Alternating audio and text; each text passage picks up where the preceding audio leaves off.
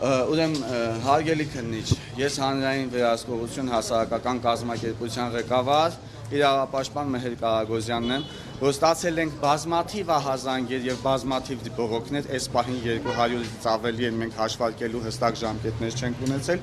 Ամենաառաջին հերթին ինձ հետաքրքրում է քաղաքացիների կյանքը,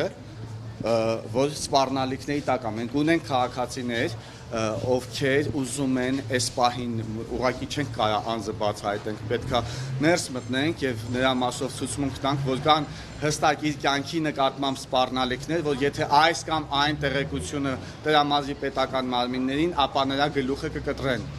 Սա մեկ, երկրորդը, մենք ունենք դեպքեր, որ քաղաքացիները գնացել են ինքնավնասումների, մենք ունենք դեպքեր, որ քաղաքացիները արդեն զանգահարել են ինձ եւ տեղեկացել են, քանի որ կորցրել եմ 12 միլիոն դրամս իմ ամբողջ կյանքի վաստակը, ես այլևս չեմ ուզում ապրել այս երկրում եւ գնում եմ ուր որ աչքս կտրի։ Եվ մենք ունենք իրավիճակ, որտեղ քաղաքացիները այս եւ նմանատիպ հանցագործություններից բացարձակապես պաշտպանված չեն։ Այս եւ նմանատիպ հարցերի քննարկման համար ես խնդրում եւ պահանջում եմ ընդունելություն, միևնույն ժամանակ հրապարակային կերպով պահանջում եմ գումարների վերադարձ եւ ֆինանսական իրավունքների վերականգնում, այս ուղղությամբ գործուն քայլեր եմ ակնկալում, որ պետք է իրականացվեն, որոշումներ պետք է կայացվեն, քննարկումներ պետք է արվեն եւ պետք է մենք սերմ ժամկետներում ունենանք հստակ պատասխան, թե երբեն հստակ օր այդ քաղաքացիների գումարները կանգնվելու վերադարձվելու իրանց։ Լսում եմ ձեզ։ Կներկայանաք նախորդ բաժին եք ներկայացնում եւ այստեղ եկել եք նաեւ ընդունելու համար քաղաքացիներին։ Այո։ Ներկայանամ Հայ-քննչական կոմիտեի ՀԿԳ քննության գլխավոր վարչության գիբերհանցագործությունների եւ բարձր տեխնոլոգիաների ոլորտում կատարված հանցագործությունների քննության վարչության պետ Շիրազ Գրիգորյան։ Անդրադառնալով մատնանշված հարցերին նախ հարկ եմ համարում նշել, որ Քննչական կոմիտեի նախագահի ամենօրյա ուշադրության կենտրոնում է գիբերհանցագործություններից տուժած անձանց իրավունքները։ Այդ համատեքստում վարույթ իրականացնող մարմինը իրականացնում է համապատասխան ապացուցողական եւ այլ վարույթային գործողությունները հանցագործություն կատարած անձանց հայտնաբերելու, այդ թվում նաեւ հանցագործությունից տուժած անձանց իրավունքները վերականգնելու ուղղությամբ։ Ինչ վերաբերվում է այն հանգամանքին, թե քաղաքացիների տուժող քաղաքացիների իրավունքները պաշտպանված չեն։ Այդ նշված հանգամանքի հետ կապված կարող եմ մատնանշել, որ վարույթ գիբերհանցագործության քննության վարչության քննիչները ձեռնարկում են բոլոր միջոցները տուժողների խախտված իրավունքների վերականգնման համար եւ տուժողների կողմից հասցեագրված բոլոր դիմումները ստանում են իրենց պատասխանները, քաղաքացիները ստանում են ընդունելություն, անհրաժեշտության դեպքում նաև իրենց հայտի նոր հանգամանքների վերաբերյալ վարույթ իրականացնող մարմինին հայտնում են նոր տեղեկություններ, որի շուրջ էլ վարույթ իրականացնող քննիչը պլանավորում է համապատասխան ապացուցողական եւ այլ վարույթային գործողությունների կատարում։ Ինչ վերաբերվում է այն հարցադրմանը, որ վարույթ իրականացնող մարմինը պետք է միջոցներ ձեռնարկի տուժած անձանց հանցագործության պատճառված վնասի վերականգնման ուղղությամբ։ Այդ համատեքստում հարկ է մատնանշել, որ քրեադատավարական կառուցակարգերի կիրառմամբ նախ պետք է վարույթ իրականացնող մարմինը բացահայտի հանցագործության կատարող անձանց, որից հետո նոր միջոցներ ձեռնարկի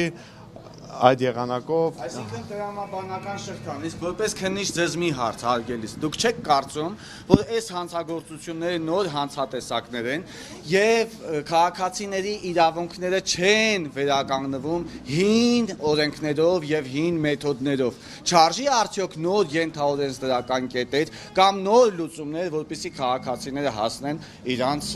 իրավունքներին եւ հասնեն արդյունքների։ Այս հանցագործությունների դեպքում այդ ձեր ասած մեթոդները կիրառելու արդյունքում մենք ունենք մի իրավիճակ, որ որևէ քաղաքացու ֆինանսական իրավունքները չեն վերականգնվել։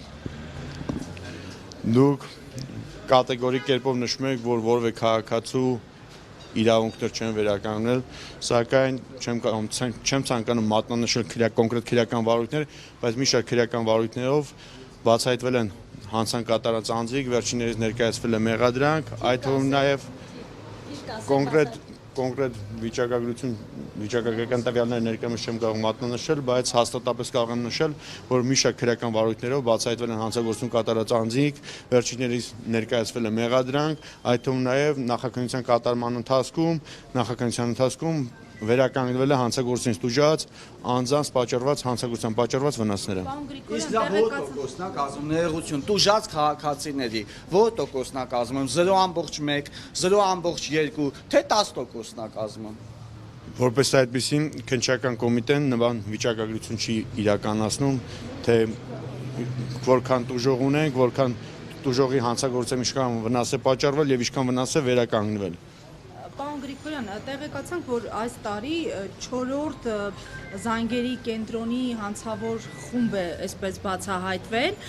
Այս մեխանիզմները բացահայտման ինչու հնարավոր չի լինում կիրառել օրինակ մնացած այդ կենտրոնների, էլեկտրոնային հարթակների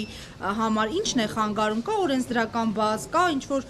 գործունեությանը խոչընդոտող հանգամանք օբյեկտիվ, որ չի ստացվում, ասենք տարվա մեջ մենք հենց այս կարծեմ տարածել են 3 պաշտոնական հաղորդակցություն, որ 4-րդ հանցավոր խումբն է զանգերի կենտրոն այսպես կոչված խարդախությունների Եվ առիթից օգտվելով հարցին իբրև ավելացում, հա, դա ինչ օգուտ մեր քաղաքացիներին Հայաստանի Հանրապետության քաղաքացին որտեղ է այս դեպքում օգտվում, եթե զանգերի կենտրոնները բացահայտվում են եւ պարզվում է, որ նրանք գործել են, ասենք, Եվրոպայում,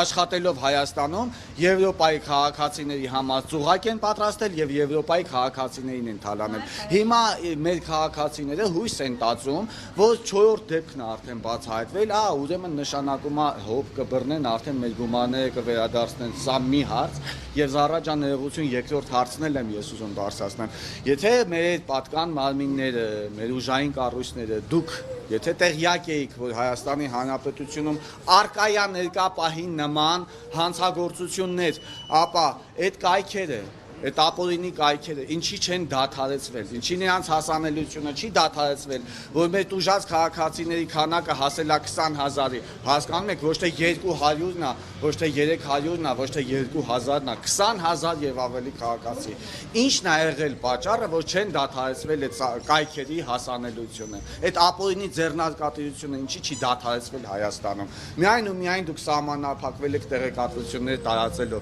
Տեղեկատվություն կարող են տարածել լրատվամիջոցները, տեղեկատվություն կարող են տարածել հասարակական կազմակերպությունները, բայց այսքան լուրջ կառույցը միայն տեղեկատվություն տարածելով չեք կարծում, որ դա ուղղակի բավարար չի եւ դրանք գործուն քայլեր չեն։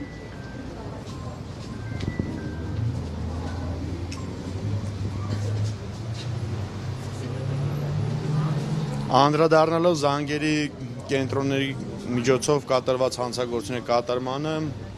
այս հանցագործությունների առանձնահատկությունը կայանում է նրանում, որ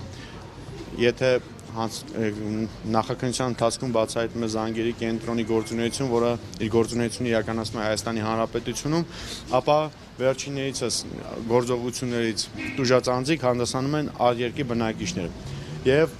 նույնը վերաբերվում է նաև մեր վարույթում իրականացվող քրեական վարույթին, որով ունենք բազմաթիվ տուժողներ, հիշալ հանցագործությունը որպես այդպեսին կատարվում է արտերկրից։ Որպեսզի պայմաններում հանցագործության բացահայտման ուղղված միջոցները թեկուզ եւ կատարում են մեծածավալ ապացուցողական եւ այլ վարույթային գործողություններ, սակայն հանցագործության բացահայտումը ինքնին ենթադրում է միմյանց փոխկապակցված մի շարք բանկային գաղտնի կազմող տեղեկությունների ստացում, այդ թվում նաեւ փոխհամագործակցություն արտերկրների գործընկերների հետ, իրավական օգնության շրջանակներում եւ այլ միջոցներով։ Բայց կա ձևավորված պրակտիկա միջազգային փոխհամագործակցության տեսանկյունից այս հարցերի շրջանակում։ Միջազգային փոխհամագործակցության շրջանակներով մենք ուղարկում ենք հանցագործությունից տուժած անձինք, որ մատնանշում են այն կայքերը, որում հասանելիություն են ստացել, որտեղ լրացրել են իրենց տվյալները, այդ միջոցով արտասահմանյան գործընկերները մեզ պետք է տեղեկատվություն տրամադրեն, թե հիշալ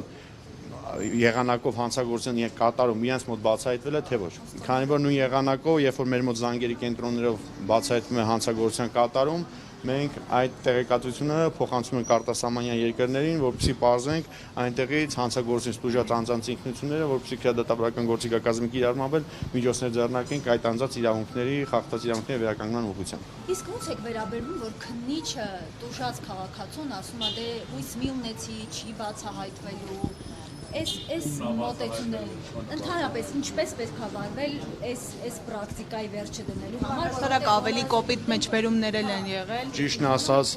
Ճիշտն ասած, նման տեղեկատվություն ինձ հայտնի չի։ Հիմա որ լսեցիք, Եթե առարկայական ինչ որ տեղեկություններ կան կոնկրետ քննիչի մասով, որ նման որ դժողին նման հայտարարություններ կատարել, ապա Արարատի բաժնում է օրինակ դեպքը տեղի ունեցել, այն կինը քիչ առաջ խոսում էինք, ասաց, որ Արարատի բաժնում իրեն նման պատասխան է։ Ապա մարզային ներքին գործերի եթե որևէ քննիչ նման աշխատելավոճավոր թեգրել, ապա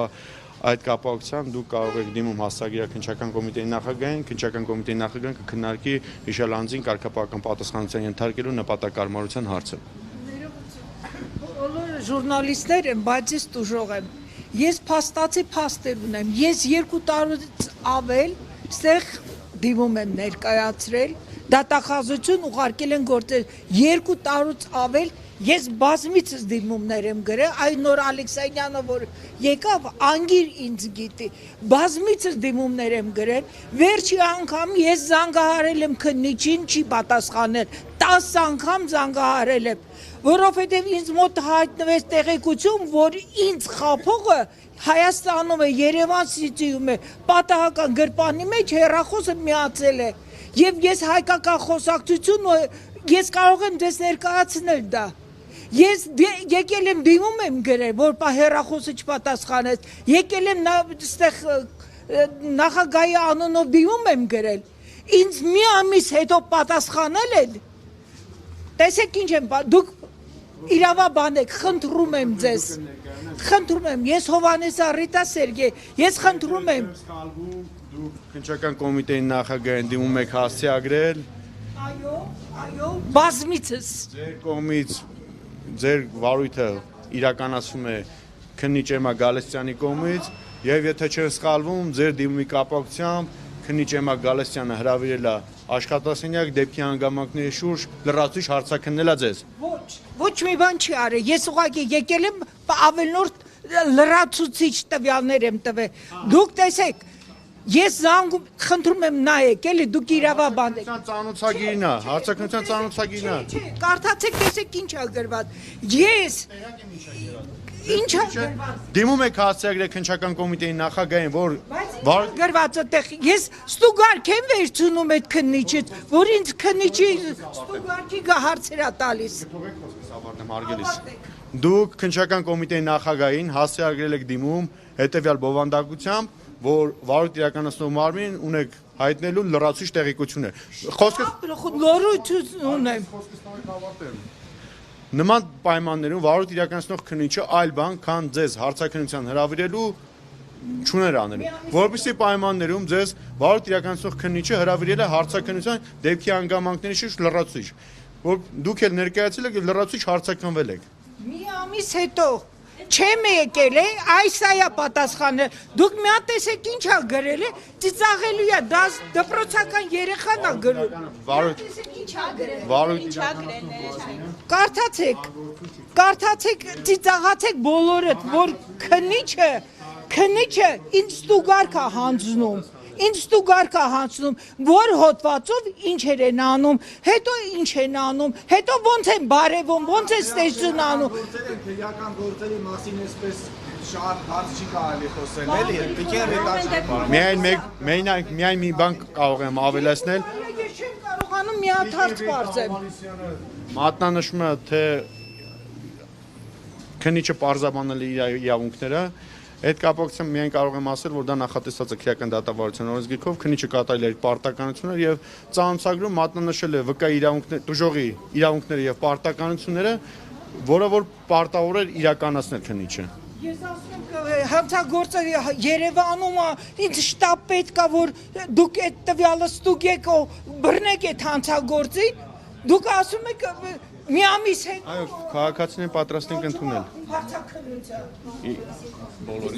Բոլորին չէ, սահմանափակ թվով Քանի հոգու մոտավորապես։ 5 Շատ են էլի, քանիսին կընտրեք այստեղ, այստեղ։ 5 քաղաքացիների դուք ընտրեք։ Դուք ընտրեք 5 քաղաքացիների պատրաստ եք ընդունել։ Այո, 5 քաղաքացի առանց լրատվամիջոցների այո։